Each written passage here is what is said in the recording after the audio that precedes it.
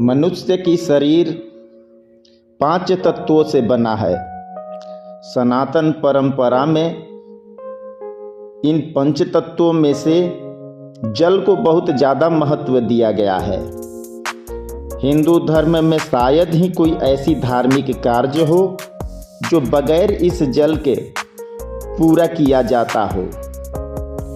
जिस तरह हिंदू धर्म में गंगा जल को सबसे ज़्यादा पवित्र और पावन माना जाता है, वैसे ही जीवन रूपी इस जल की महिमा का गुणगान बाकी सभी धर्मों में विस्तार से मिलता है। यही कारण है कि यह जल हिंदू धर्म की तरह बाकी धर्मों में पूजा पद्धति का अभिन्न अंग बन गया है। आइए जानते हैं विभिन्न धर्मों में जल की महत्ता। और आप सुन रहे हैं ओम सदाशिव यूट्यूब चैनल। मैं रंजन कुमार सिंह। सनातन धर्म में जल किसी व्यक्ति के पृथ्वी पर जन्म लेने से लेकर अंत तक जुड़ा रहता है। विभिन्न धार्मिक कार्यों में जल को लेकर तमाम संस्कारों को पूरा करने की इस जुड़ाव को देखा जाता है। माना जाता है कि इस जल में कई आध्यात्मिक शक्तियाँ सन्निहित होती है। वैसे हिंदू धर्म में सबसे ज़्यादा शुद्ध एवं पवित्र जल गंगा जल को ही माना जाता है, जिसमें डुबकी लगाने के लिए हर साल 12 वर्ष पर दुनिया भर से लोग पहुँचते हैं। और इसके साथ ही किसी न किसी पात्र में यह जल भरकर दुनिया भर के कोने कोने में हिंदू ले जाते हैं।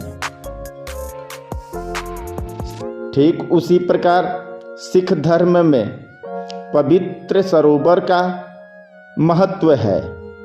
सिख धर्म में भी जल का बहुत महत्व है। यही कारण है कि देश के प्रमुख गुरुद्वारों में पवित्र जल सरोवर बनाए गए हैं।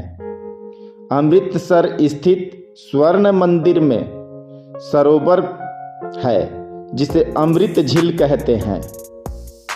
इस पवित्र सरोवर में स्नान करने की परंपरा है।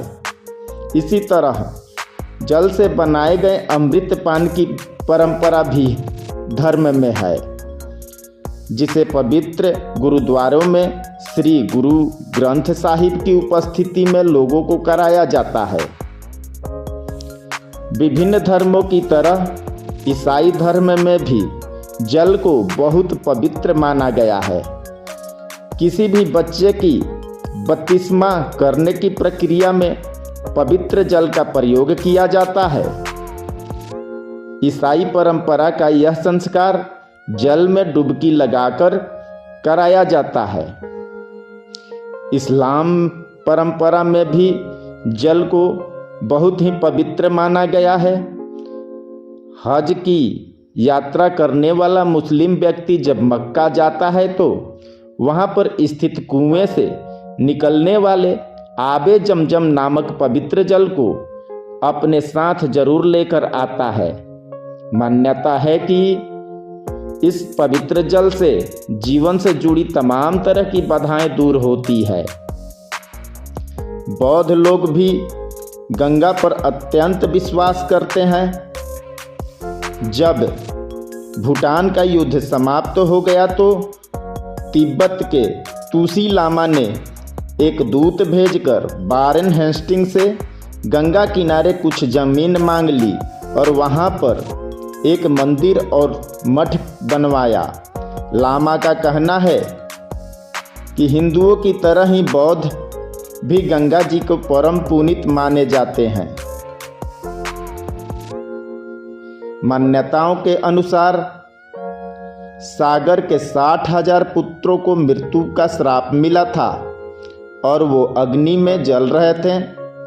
उन्हें कष्टों से मुक्ति गंगा जल से ही मिल सकती थी। सागर के वंशजों के कठोर तप के कारण माता गंगा धरती पर आई। माँ गंगा अपनी इसी महिमा के कारण भारतीय संस्कृति का महत्वपूर्ण हिस्सा मानी जाती हैं। महाभारत ग्रंथ के अनुसार माना जाता है कि महाभारत की पूरी कहानी गंगा माता से ही शुरू होती है और इसके साथ ही गंगा तट पर बैठकर ही महर्षि वाल्मीकि महाग्रंथ रामायण की रचना की थी। माना जाता है कि गंगा के पवित्र जल से व्यक्ति के सभी पाप नष्ट हो जाते हैं। हिंदू धर्म में गंगा का जल का प्रयोग सभी प्रकार की पूजा में की जाती है। धन्यवाद दोस्तों, जानकारी अच्छी लगी हो तो लाइक करें, सब्सक्राइब करें और बेल आइकन दबा दें ताकि आने वाली वीडियो की सूचना आपको समय पर प्राप्त हो।